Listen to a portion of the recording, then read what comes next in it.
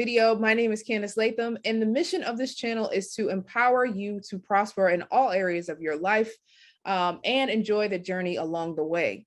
Now, as you guys know, I'm getting married in a few weeks, and then the next big purchase is going to be buying a home. So I thought I would bring on a local real estate agent who is licensed here in North and South Carolina, Jannece. So welcome, Jannece. Hey guys. Hey, thank you for having me. Thank you for being here with us today. Now, Jannece, I know before you were a real estate agent, you were working in healthcare. So how are you able to make that transition? Well, I've always had a love for both. You know, my degree is in the healthcare field and dietetics, but homes and touring homes, looking at them, watching TV about it, anything, it's just always something that I've loved. So I figured, why not try to find a way to do both? So while I was working in long-term care, I pursued my real estate license. I kind of just did that on the weekends. And then once I did get my license, I would just kind of fit it in my schedule. I would go to work during the day and then I would focus on real estate afterwards. So I found a way to kind of merge the both. Oh, I love that. Merging your passions.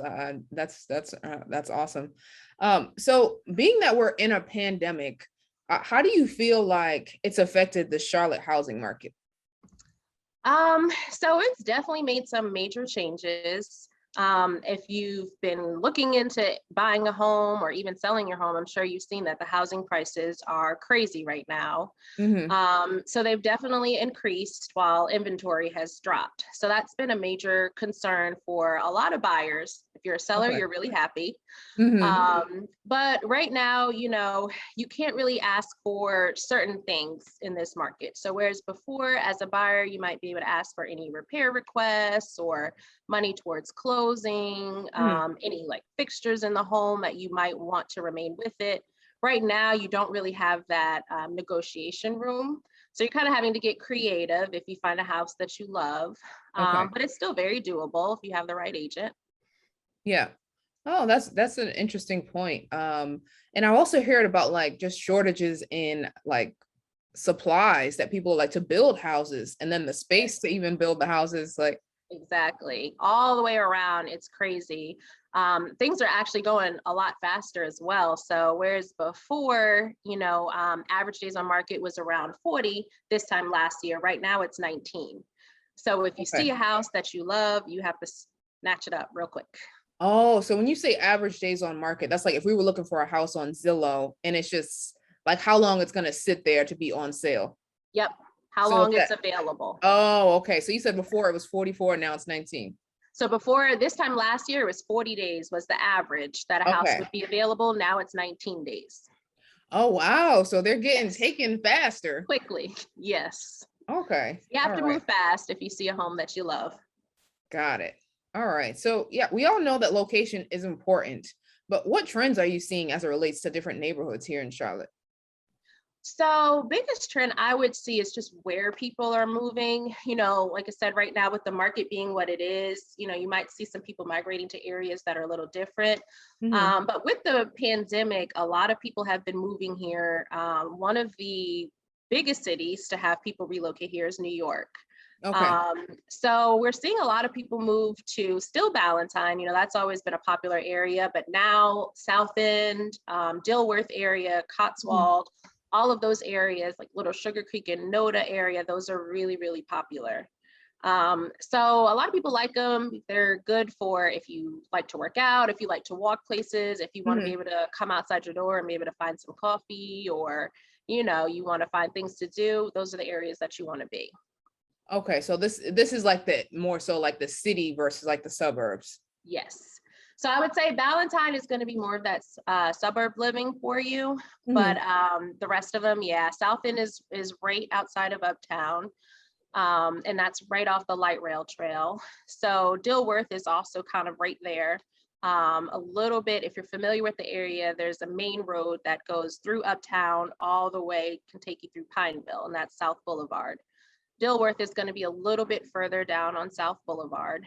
Cotswold is kind of going to be in the Plaza area, the Plaza Midwood area over there. And then you have Noda, which is right near Cotswold. And that's kind of more of your artsy area, art district, that kind of thing. It's a kind of Okay. different vibe that people like.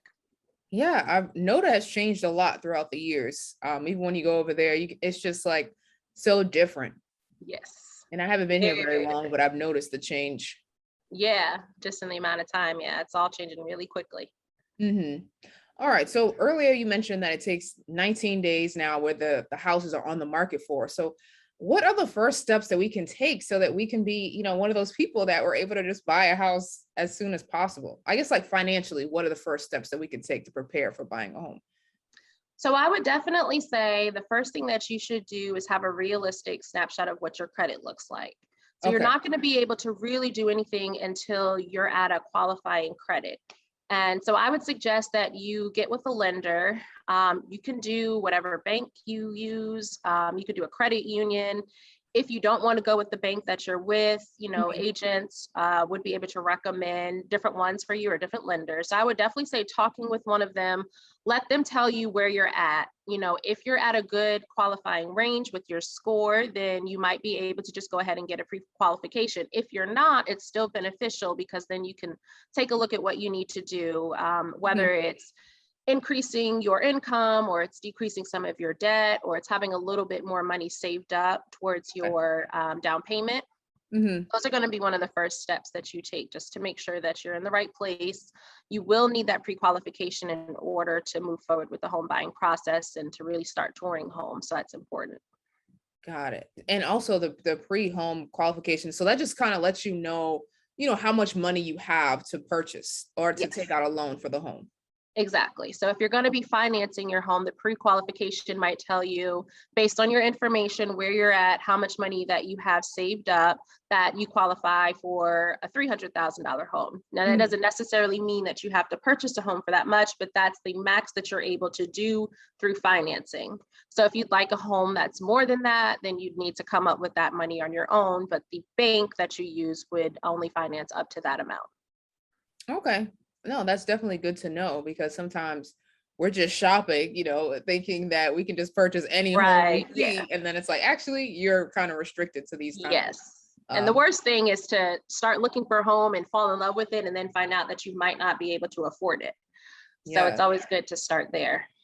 Okay. No, that's definitely a great point to keep in mind. And that's why it's probably also helpful to work with a real estate agent because like you said, you have recommendations on, which creditor to go to get the loans from or get pre-approved. Exactly. Exactly. Yeah. Okay. So what do you feel like are some costs that people typically forget about when they're preparing to buy a home? So I think that everybody always knows, okay, I have to actually buy the home. So whatever Mhm. the price is of the home, people are familiar with that. Yeah. But you do have to keep in mind whenever you are putting an offer on a home, there are some fees that you do have to pay up front. So Okay. those are your due diligence fees and your earnest money fees. Now, your due diligence is basically a fee that you're paying to allow yourself the time to do your due diligence and do your inspections, do your surveys if you'd like on the property, Mhm. pest inspection, that kind of thing. So you want to know, what the home is like, make sure it's in good standing, kind of know what you're getting yourself into. That Okay. money is going to be paid up front. And then your earnest money is basically like a sign of good faith. So that's going to be the money that you're paying to the seller to let them know, I want the home, I'm serious about the home, I'm willing to put this much down towards it. So you got to keep that in mind. So when you're doing your due diligence, you're going to have your inspections that I mentioned. Those Mhm. are going to cost you as well. So that is Okay. something that you would have to pay for at the time of service. So sometimes an inspection can run you anywhere from 75 to 100 for like pest. It might be a little bit more, around 500 or so for just the full inspection of the home. If Okay. you want a survey of the home, and that's important, that's going to tell you like your property line and make sure there's no other property that's on your property line, maybe a Mhm. neighbor or a fence or anything. Those can also cost you around $400 to $500. Okay. So you just have to have that money ready up front when you go in with an offer. Got it. No, that's a great point to keep in mind. And are those fees like if you were to get the inspection, for example, and then it didn't work out, you don't want that house anymore, do you get that money back on the due diligence or is that money just gone? So your due diligence money will be gone. So Okay. that money you would forfeit. Your earnest money, as long as you are terminating the contract within your due diligence period, which is negotiated during the contract time. So usually that's around 14 days. But as long as you are terminating the contract in that time frame, you will get your earnest money back. Got it. Okay, that's good to know. And also, I feel like furniture is probably another thing that people need to save money for, because sometimes like we're just thinking about the down payment, and then it's like we get there and we like, don't got no couch. Home. Yes. We don't have the money to furnish, so it's probably good to start saving for the furniture too. Exactly. All right, so we're getting down to the final questions. All right, so what do you feel like are some red flags to look for when it comes to buying a home?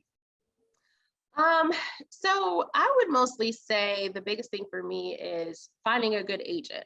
Okay. You want to make sure that you're not choosing an agent that clashes like with your personality. This is somebody that you're going to have to spend a lot of time with. So if you get somebody that's a little bit too pushy, if you get an agent that wants you to pay something upfront to them before you've even really, decided if that's who you want to work with, I would look out for those kind of things. The agent, if you have a good one and you have one that you can work well with, they should be able to point out any other concerns that might come up along the process. So you shouldn't really have to worry about too many other things. Okay. I will say if you are touring home and if you are considering new construction and you go in and, we have the agents that are there in the new home communities, then they can show you around. Just be careful of how much you share with them, because they do work for the builder. So their interest is going to be with the builder as opposed to you. So it's always good to still go in those situations with an agent, because your agent is going to be looking out for you and making sure you're getting the best deal and the best price. Whereas the agent that would be on the new home site would be looking out for the builder, making sure they're getting the best price and they're getting the best deal. But other than that, yeah, I would say my biggest thing is just finding the right agent.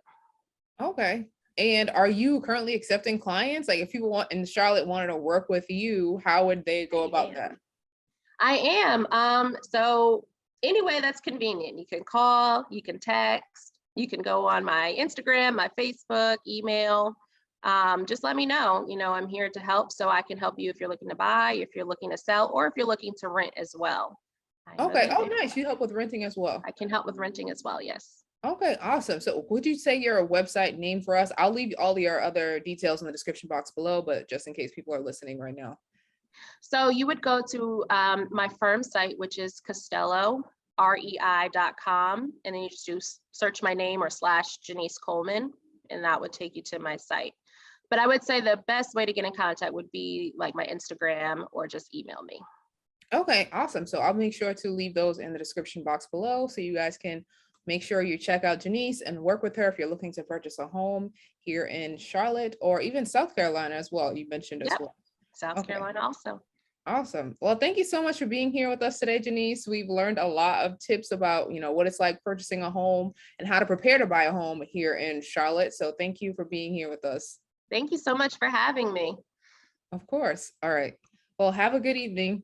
You too.